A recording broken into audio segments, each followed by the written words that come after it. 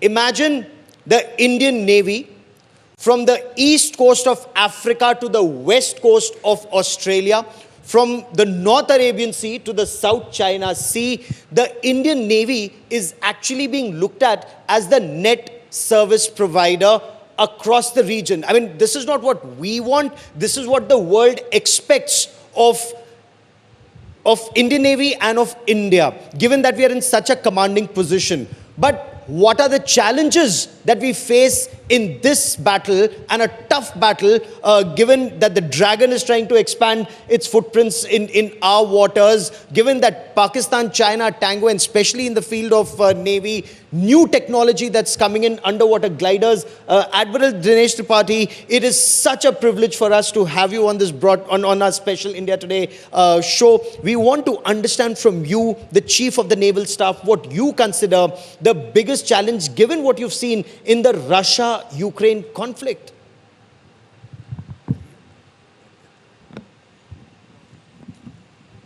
Thank you very much, Gaurav. Thank you, Rahul.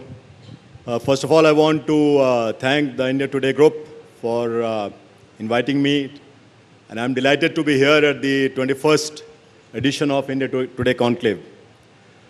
Now, my generation of Indian citizens have grown up actually with India Today.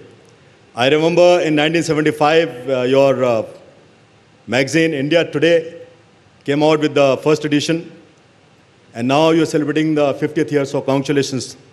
It was a monthly magazine. If all of you remember, I think it was costing 2 rupees 50 paisa then. Became a fortnightly, a few years later, and then a weekly magazine of repute today, covering, giving a comprehensive coverage. So I would, and subsequently, of course, you delved into the electronics, digital, and TV domains at particular periods of time in our journey. So in the last 50 years, I would not be too wrong to say that the growth of India today has been co-terminus with the growth of today's India. And that I have seen it physically going, especially in the last decade or so. So congratulations on that first. Coming to your questions per se,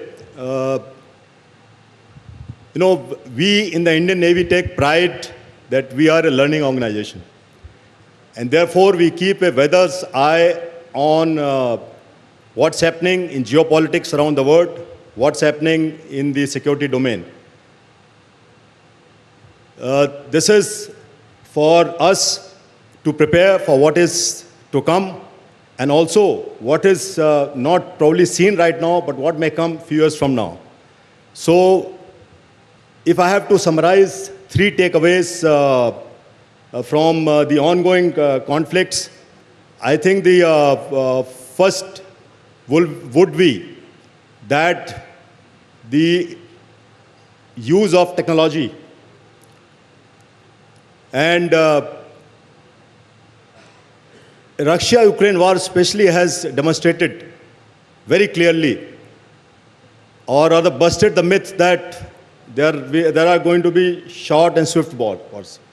Because the use of technology now has enabled a smaller or a untested opponent to match a bigger opponent, especially if supported and with the kind of resilience which has been demonstrated by the smaller actor.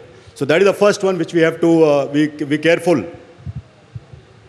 Jury is still out. That can one or two, second one, of course, you know what I'm talking about, can these two conflicts conclusively prove that there are not going to be short or swift wars? But that is the one takeaway which we have taken. Second is, in times of conflict, you have to demonstrate sustainability.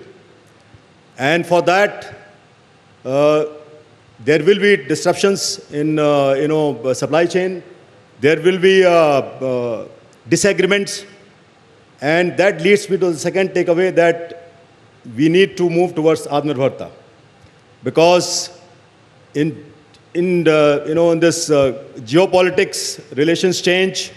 Sometimes in times of crisis, even friends and allies would give preference to their needs, and you may not get weapons and sensors if you are dependent on somebody else. And of course, the third one is that it is not only the strategy of self-reliance and Atmanirbharta, but also the pace of self-reliance and Atmanirbharta. And therefore, we have to move fast from the technology induction, from in the drawing board to the battlefield. So these are the three broad takeaways which we take from Russia-Ukraine war, as also from the other war which is going on.